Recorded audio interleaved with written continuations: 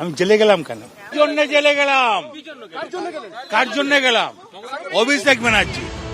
ঋতব্রত শিবিরে যোগ দেওয়ার পর বিস্ফোরক দাবি করলেন একদা মমতা বন্দ্যোপাধ্যায়ের ঘনিষ্ঠ অনুব্রত মণ্ডল। মদন মিত্রর মতো তার নিশানাতেও অভিষেক বন্দ্যোপাধ্যায়। আমি বীরভূমে একটা পাথর আছে জানেন তো, পার ডে 3.5 কোটি টাকা আমি জমা দিতাম রেভিনিউ। সরকার সরকার পেত ওই পাথরের জন্য, সেটা হয়ে গেল 40 পার ডে 40।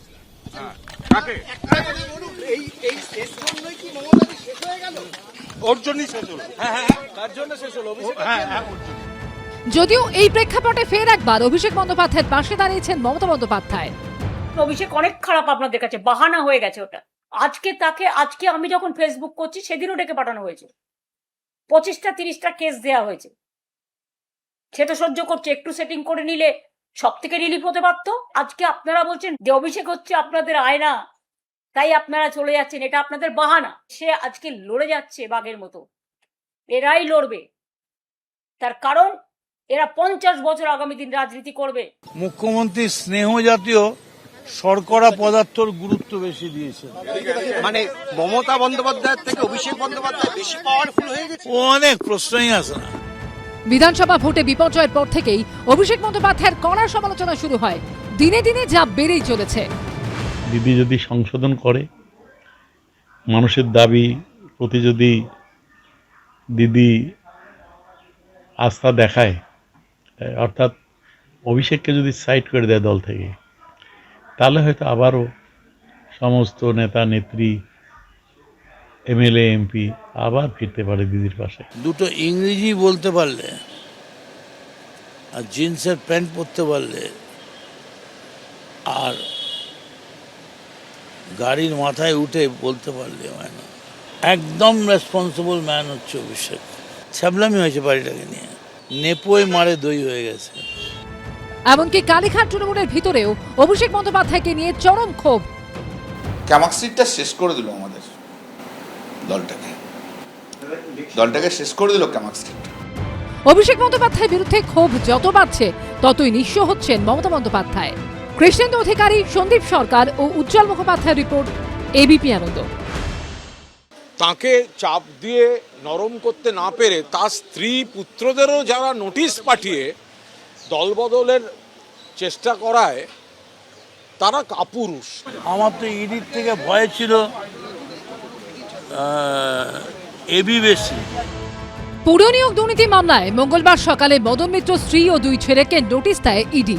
মঙ্গলবার রাতে ঋতব্রত তৃণমূল শিবিরের বিধায়ক সন্দীপন সাহার বাড়িতে পৌঁছন মদন মিত্র। বুধবার যোগ দিলেন ঋতব্রত তৃণমূলে। তাহলে কি কেন্দ্রীয় এজেন্সির ভয়েই মমতা বন্দ্যোপাধ্যায়ের বহু দশকের পুরনো সঙ্গী হঠাৎ করে কালীঘাটের পাট চোকালেন? তৃণমূল কংগ্রেসের বাইপাপ, সিপ্যাপ এবং অক্সিজেন কিছু ইউজ করতে দেওয়া হচ্ছে না। ভয়ে কাউকে পুলিশকে দিয়ে ভয় দেখিয়ে, পুলিশ গিয়ে বলছে গাড়ি নিয়ে এসছি। হয় বিজেপির কোলে জ্বালা দুলছে, কি আর বলবো, সেটিং কোম্পানি। ভয় পেয়ে না তো আপনার ছেলেকে অ্যারেস্ট করবো, আপনার মেয়েকে অ্যারেস্ট করবো, আপনার পরিবারকে অ্যারেস্ট করবো। এর আগে পুর নিয়োগ দুর্নীতি মামলায় মদন মিত্রের নাম উঠে আসে, কিন্তু কেন? কেন্দ্রীয় এজেন্সির দাবি কখনো নগদ, আবার কখনো সোনাদানা ঘুষ দিয়ে কামারহাটি ও টিটাগড় পুরসভায় চাকরি পেয়েছেন অন্তত 125 জন। ইডির তদন্তকারীদের অনুমান, করোনাকালের পরে ওই পুরসভায় চাকরি প্রার্থীদের নাম সুপারিশ করেন মদন মিত্র। সংখ্যাটা 100-র উপরে। সেখানে মদন মিত্রের সুপারিশে কতজন চাকরি পেয়েছেন তা খতিয়ে দেখছেন তদন্তকারীরা। একই সঙ্গে ইডি সূত্রে দাবি, মদন মিত্রের স্ত্রী ও তার 2 ছেলের নামে থাকা 3টি ব্যাংক অ্যাকাউন্টের মধ্যে 2টিতেই সন্দেহজনক লেনদেন লক্ষ্য করা গেছে। তদন্তকারীদের অনুমান, সেই সন্দেহজনক লেনদেন পুরসভায় চাকরি বিক্রির টাকা হতে পারে। তা খতিয়ে দেখতেই ব্যাংক অ্যাকাউন্টের যাবতীয় তথ্য নিয়ে মদন মিত্রের স্ত্রী ও 2 ছেলেকে তলব করেছে ইডি। এরপর ইডি সূত্রে দাবি, মঙ্গলবার পুর নিয়োগ দুর্নীতি মামলার তদন্তে মদন মিত্র স্ত্রী অর্চনা মিত্র এবং তার 2 ছেলে স্বরূপ মিত্র ও শুভরূপ মিত্রকে 22 ও 23 জুলাই ব্যাংকের নথিপত্র নিয়ে সিজিও কমপ্লেক্সে হাজিরা দিতে বলা হয়। আমি 27 মাস জেলে ছিলাম, পার্টির বিরুদ্ধে বলিনি, সমস্ত রকম সহযোগিতা করব, যা বলবে তাই করব। প্রমাণ করুন, যে মদন মিত্র টাকা নিয়ে চাকরি দিয়েছে, মদন মিত্র গয়না নিয়ে চাকরি দিয়েছে। এর আগে 13ই জুন এই মামলাতে মদন মিত্রের বিভিন্ন ঠিকানায় ম্যারাথন তল্লাশি চালিয়েছিল ইডি। তাকে জিজ্ঞাসাবাদও করা হয়। এবার মদন মিত্র ঋতব্রত তৃণমূলে যোগ দিলেন। আগে তো ইডির অফিসারদের সঙ্গে দেখা করুন, তারপর সন্দীপন সাহা তো বাঁচাতে পারবে না। ইডি যদি ক্লিন চিট দেয় তখন সম্ভাবনা আছে। কে ভালো তৃণমূল, কে খারাপ তৃণমূল, এটা নিয়ে আমাদের কোনো মাথা ব্যথা নেই, আমাদের সার্টিফিকেট দেওয়ারও দরকার নেই। কেন্দ্রীয় এজেন্সির চাপ না দলের নেতৃত্বের ওপর ক্ষোভ? হঠাৎ করে মদন মিত্রের দল ছাড়ার নেপথ্যে কি কারণ তা নিয়ে জল্পনা চলছেই। কৃষ্ণেন্দু অধিকারী, রঞ্জিত সাউ ও অনির্বাণ বিশ্বাসের রিপোর্ট, এবিপি আনন্দ। এবিপি আনন্দ, এগিয়ে থাকে, এগিয়ে রাখে।